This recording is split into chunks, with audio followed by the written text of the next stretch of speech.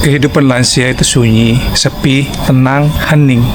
Teman-teman, minggu lalu saya berkesempatan mengunjungi sebuah rumah jompo di Jakarta. Tempatnya asri, sejuk, indah, dan luas sekali. Rumahnya besar, tapi tahu nggak, penghuninya cuma 2 orang. Dari 2 orang yang tinggal itu, salah satunya hanya bisa beraktivitas di kursi roda, dan yang lain bisa beraktivitas normal meski dengan langkah yang tertatih, pelan sekali. Dari kunjungan itu, saya mendapat banyak pelajaran, banyak informasi, terlebih seperti dididik ya, seperti seorang anak yang dididik oleh orang tuanya, tentang bagaimana menghadapi masa-masa sunyi, masa-masa kesepian di usia lanjut. Karena ini proses hidup yang semua orang akan mengalami ya.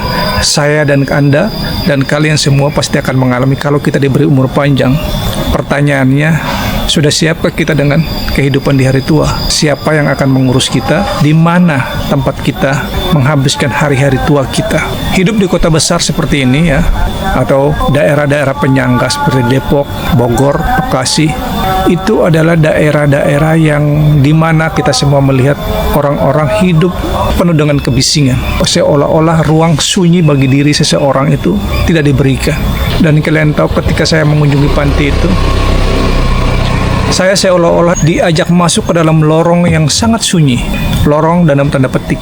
Artinya saya diajak untuk memahami bahwa kehidupan kita ini akan dituntun pada akhirnya untuk tiba pada sebuah area semacam terminal di mana kita atau manusia itu dipaksa untuk berhenti sejenak, diberi jeda, diberi waktu untuk merenung. Itu yang saya dapatkan ketika di panti jompo itu. Jadi ketika kunjungan di panti jompo, saya seolah-olah diajak masuk ke dalam ruang sunyi ya, dalam tanda petik, di mana manusia harus menerima realitas itu. Kita pada akhirnya tiba pada gilirannya harus menikmati itu dengan rasa syukur, dengan bahagia. Kan cenderung ya, ketika orang tua tiba pada usia tua, kebanyakan itu ya murung, sedih, sepi. Apalagi kalau kalian juga sempat mengunjungi panti jompo, pasti kalian pernah lihat bagaimana kehidupan para lansia di sana. Mereka menaruh banyak harapan di sana, menantikan kehadiran. Terlalu rumit ya kalau kita pikirkan itu. Banyak kehidupan orang di usia tua secara normal itu rata-rata tidak siap menerima hari tuanya.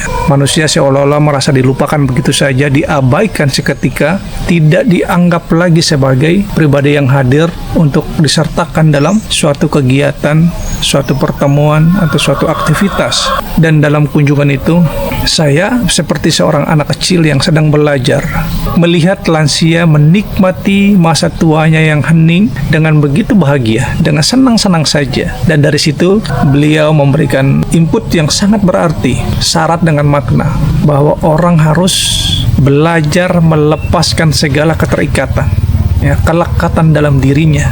Entah itu keluarga, entah itu suami, entah istri, entah anak, entah segala harta kekayaan yang dikumpulkan selama masa hidupnya. Ketika dia sehat, ketika dia bugar, ketika dia produktif. Tujuannya untuk apa sih dia belajar melepaskan di masa sunyi, terlebih di rumah jompo seperti itu? Tujuannya adalah agar yang bersangkutan atau lansia itu bisa masuk atau mempersiapkan diri untuk kematian. Karena hidup manusia itu harus berujung pada kematian, harus mati. Tetapi bagaimana proses menuju kematian itu yang sedikit sekali manusia normal mau memikirkan hal itu. Saya merasa beruntung mengunjungi orang-orang lansia di panti jompo, karena di situ saya belajar satu hal ini. Saya terbiasa mengunjungi panti jompo itu sejak saya kuliah di Bandung dulu ya. Sekarang saya tinggal di Bogor dan berkesempatan mengunjungi lansia di Jakarta. Dari sekian banyak panti jompo yang saya kunjungi, tidak semua yang saya jumpai itu happy. Tetapi yang terakhir ini yang di Jakarta, itu yang memberi saya pelajaran yang sangat berarti. Dan saya berdoa, berharap agar saya juga diberi umur panjang sampai pada usia lansia, sehingga bisa menikmati hari-hari tua yang hening, yang panjang, yang sepi, yang sendirian itu, agar semakin dalam berkomunikasi dengan Tuhan yang saya imani. Jadi pesan yang sangat kuat sekali dari lansia yang saya temui itu adalah masa lansia adalah masa hening, masa masuk ke dalam ruang keheningan ya, tempat di mana pribadi itu dipaksa untuk menghabiskan waktunya untuk membangun relasi yang lebih lebih intens dengan Tuhan yang ia imani, ya, lewat agama yang ia anut. Dengan begitu, proses melepaskan diri dari keterikatan yang selama ini ia rangkul, ia perjuangkan dari keluarga, dari harta benda dan lain-lain, itu perlahan-lahan ia lepaskan, sehingga ketika tiba gilirannya harus pergi dari dunia ini, jiwanya bisa pergi dengan tenang. Itu pesan paling dalam, dan itu semua orang akan menghadapi situasi itu. Berikut ini saya akan bagikan bagaimana suasana yang ketika saya kunjungi itu, ya, di sebuah ruangan, berbicara dengan santai, dan ya, disitulah beliau membagikan banyak hal, semacam petua, ajaran, nasihat, ya, yang saya berharap banyak lewat video ini juga. Teman-teman, kalau kalian di rumah masih ada orang tua yang sudah berumur, sudah lansia, atau punya kakek atau nenek, semoga video ini bisa membantu memberikan penguat, ya, saling menguatkan antar sesama lansia, dan juga bekal bagi kita yang masih muda ini untuk mempersiapkan diri bila mana tiba giliran kita juga harus ikhlas, ya, harus happy bahwa memang pada akhirnya semua manusia harus merelakan segala-galanya dan menyiapkan diri menyambut surganya masing-masing, sebagaimana yang kita harapkan masuk dalam surga kita masing-masing dengan Tuhan yang kita imani lewat agama yang kita yakini. Nah, video berikut ini yang saya ingin bagikan semoga bermanfaat buat kita semua, menjadi pembelajaran yang sangat berarti untuk kita pelajari. Silakan menyimak. Makin tua menuju pada akhir. Di sana kan ada suatu proses itu pelepasan, harus melepas.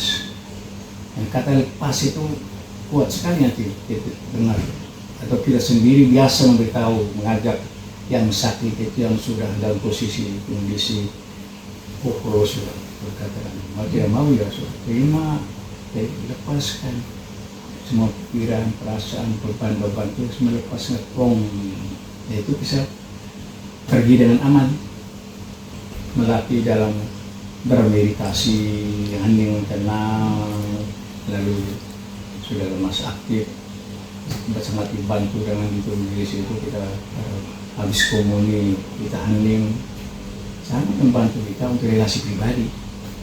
Ya, Lansia itu menuju perjalanan akhir. Akhir yang bertanggung jawab kan. Semua nanti kan dikatakan nanti harus sendiri kuat berkat Paulus itu. Kita harus kuat dalam iman, bertahan berdiri. Nanti berhadapan dengan hakim itu. Pengadilan terakhir. Ya, terakhir. Dan itu dan kita dinilai oleh perbuatan kita sendiri, apa yang kita katakan, kita perbuat sepanjang hidup ini. Nah, itu yang nanti kita pertanggungjawabkan. Soal kematian itu bukan aneh lagi, bukan menjadi takut. Oh, biasa, harus siap begitu. Jadi kalau orang menyadari posisi kondisi itu, masuk masa lansia, orang tidak jenuh, tidak bingung, tidak takut. Dan ya tidak takut, biasa saja, kan senang aja. Ya. Saya tidak heran kalau ada kamu kelihatan senang ya, lebih senang daripada waktu di paroki. Ada benarnya juga. Ya mau susah apa? Lebih segar kelihatan, lebih segar. Ya katanya begitu, saya tidak merasa begitu, ada auranya katanya. Karena sudah melatih diri melepas semua yang lewat, ya sudah. Mudah-mudahan tinggal kenangan yang berbekas kan. Nah, itu kita olah lagi kan. Nah, bilang pada, oh ada duka hati, luka batin. Ya siapa yang bikin duka itu? Dia sendiri kan. Nah, kita masih pelan-pelan bertanggung jawab kan ini perbuatan sebelum berakhir. Di sana pun kita akan bertanggung jawab itu. Jadi jangan menunggu kumpul sampai nanti baru lepas satu kali. Wah, sendiri lebih susah kan, memberatkan hidup. Tapi kalau senang aja dengan sehingga orang yang macam begitu kan, kita selalu apa ya, mengatakan, oh ini dia sudah meninggal, dia baring saja, seperti baring saja ya orangnya, seperti tidur aja. Orang itu hanya senyum aja gitu. Kan tidak ada beban, dia sudah lepas semua, dia sudah terima kenyataan hidupnya begitu.